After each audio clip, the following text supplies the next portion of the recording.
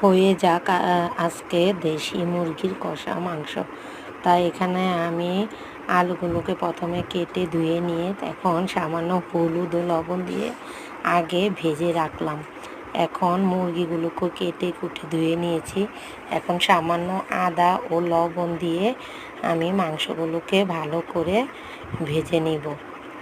তো যেহেতু এটি ছোট মুরগি, তাই এগুলোকে আগে সামান্য ভেজে নিতে হবে। আর এখানে মশলাগুলো দেখছেন আমি সব রেডি করে নিয়েছি।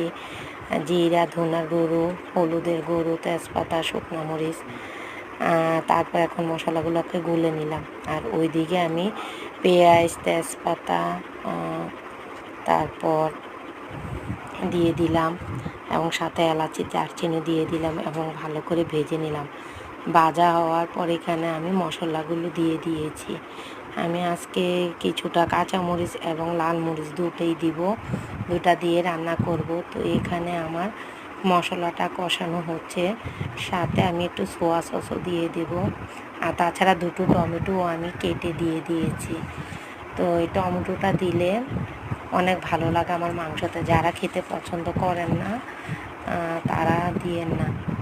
তো এইখানে আমার মশলাটা কষানো হয়ে গেছে।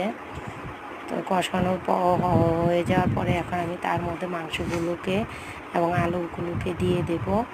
তার আগে সামান্য পরিমাণ জল দিয়ে দিয়েছি। জলের পরিমাণ খুবই কম দেব, যেহেতু আমি মাংসটা ভুনা করব, তাই জল সামান্য পরিমাণ দেব।